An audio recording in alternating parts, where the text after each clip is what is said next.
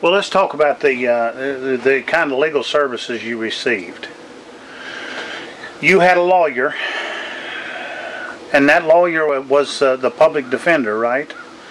By the name of Susan Breeze? Yes, it kind of puts me in the mind of being a pauper.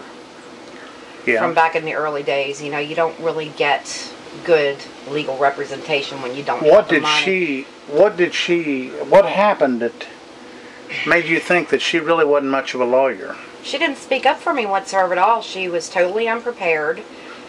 She had mentioned something about having a horse file in her case, but she didn't understand why it was there.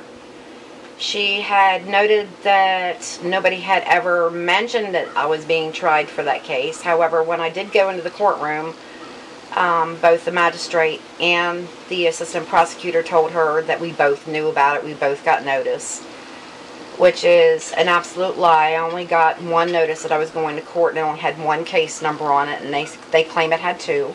And that wasn't the case with the horses? No, it was the case for the providing a false emergency for the stolen vehicle. Okay, so you went to court thinking that this was one, the charge was going to be filing a false report. Right. But then when you got there, what happened? We were told Carrie Wilfong had met with my lawyer very briefly, and she came out and she says, "I hate to tell you this," she says, "but you're being tried for both charges." I said, "What both charges?" And she said, "The animal cruelty." And I was really upset. Well, yeah. Because I didn't have any representatives there to go on my behalf or anything. I didn't have any of my receipts for my hay or grain. I didn't have any of the pictures of my animals. I went in there stone cold with nothing. And your lawyer didn't object to this? No, absolutely not. Did she try to give a continuance and ask for it to be tried at a different time? Nope. And I was yelling. Well, how was she going to be prepared to defend you? That's what I would like to know. I was never given a fair trial. I wasn't rightfully prepared. She wasn't legally representing me in the right kind of fashion that she should have been. She wasn't knowledgeable enough to actually help me in my case. She didn't really know your case with the animals. No, and I tried in a very brief few minutes to explain to her what was going on, but she didn't object to any of the... So she allowed you to be tried... As well as badgered on a stand, for something that neither you nor her were prepared to deal with. Exactly. Now, because of that, you didn't have witnesses. No. Nor any of your evidence. No. So, Carrie found you guilty? She found me guilty because the state deliberately put the previous owner of the horse that I was buying off of on the stand, and he swore on a Bible. A Christian man. A businessman. That when he sold you the horse, it was in good shape. Oh, yeah. And he knew that I had deliberately not fed the horse, and, you know... How would he have known that? Does he live right next to you? No, he lives pretty far away from me. So he lives a considerable distance away. He wouldn't know whether you fed the horse or not. At least 40 minutes. Yeah. Because it's on the other end of Pocahontas County. But, you know, the thing that really gets me is he'd call me on the phone and say, "Well, I'm so glad to see that you're taking such good care of the horses. We rode by there." And the How did he know that? He said he rode by and said that he saw them and they looked fine and they looked healthy, and but he wouldn't say that on the witness stand. No, absolutely not. That's why I'm saying he lied. As a matter of fact, just 1 week before the Humane Society came to my house, he called me on the phone and asked me how I liked the horses, and, you know, explained to him about the worming incident where she spit out the worming medicine, and he told me to wait, you know, about a month to reworm her. And I said, well, I've already waited about a month, but it was a week before they came out that he had said that he had been out there to see them. Then he gets on the witness stand and says that you hadn't been taking care of the animal. Right. And he knew it. Right. And after he praised me on the phone over and over and over again. Not only that, when I told him the Humane Society had been out, he was out there in a heartbeat. He was out there in record time from where he lived. He was there in record time with his trailer, loaded up both the horses, and told me that he knows I took good care of the horses, but he's going to get them off of the property because he knows how the Humane Society is, and that sometimes I like to cause problems for people, and after this was all over and done with, I was going to get the horses back. Why would he have been the one that they chose to take away the horses? I think he did it on his own, honestly. So you don't think that he did that under any official authority at all? I really don't know. He would have been there at the time they were taken. Well, from what I had told, that the man in question was giving them a hard time and cussing them and saying there was nothing wrong with his horses, yada, yada, yada. So I don't know who to believe there. But I really honestly think he was trying to cover his own butt, because he figured that if he had the horse over there, he could put her down and they wouldn't be the wiser that the horse really had health issues to start off with. So you have no way of showing or demonstrating that the horse was okay? No, not except for the witnesses that I wasn't allowed. He put the horse down? Mm-hmm. After I called every 2 days to check on her. Every 2 days, and he was sweet as pie to me. Next thing you know, here he is on a witness stand lying over and you were not allowed to have any witnesses at all? Nope.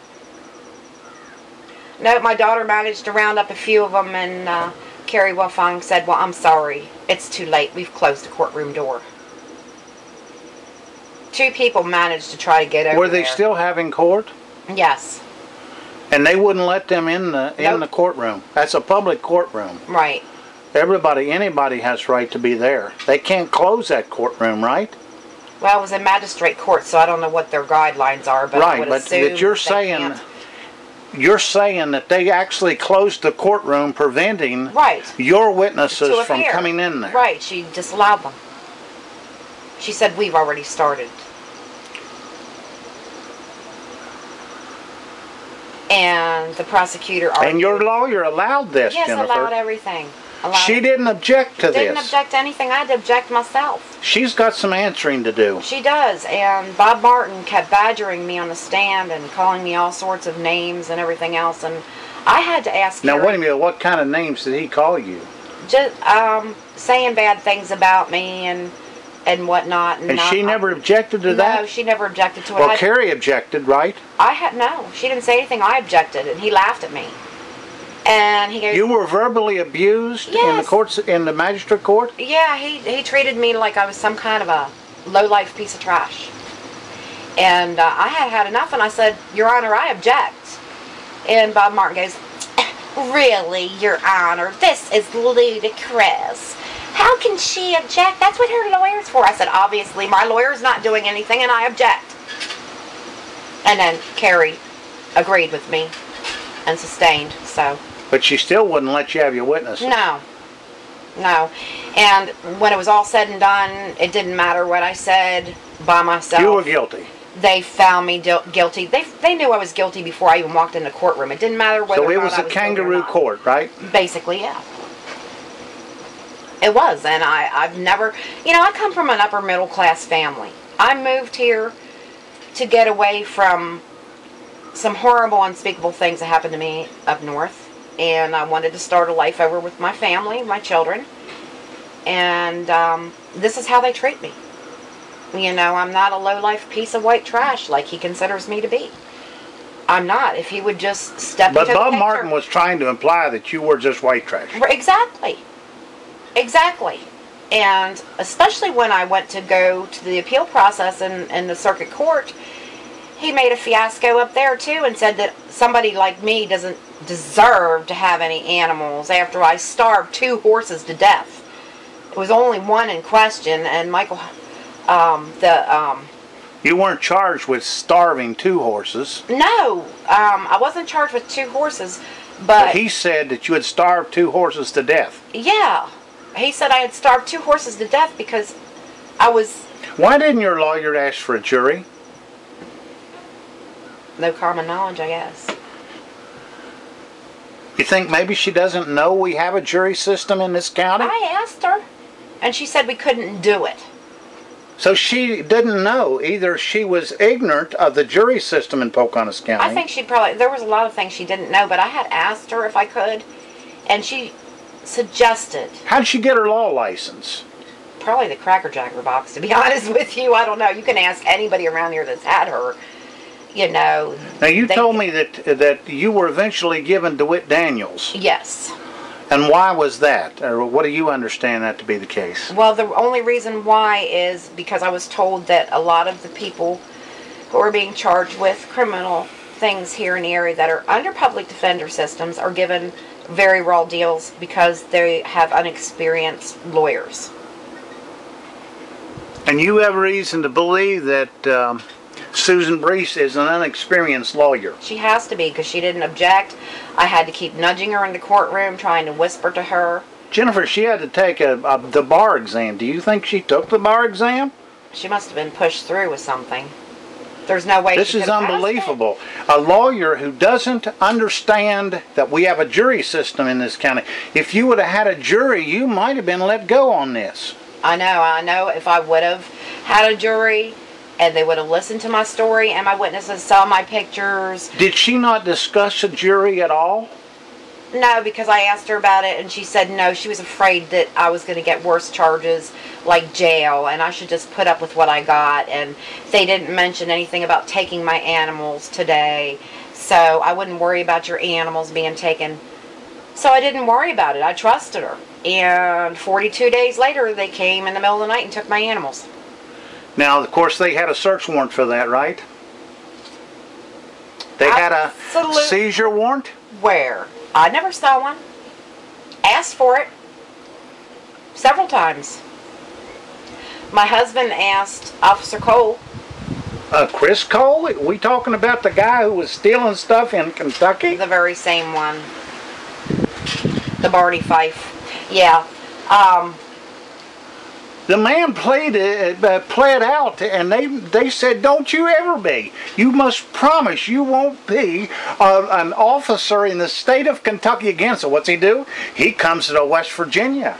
Wonder why. That's where all the criminals come. Have you ever noticed? I know. It's amazing. We're right in the midst of the Brad Totten situation.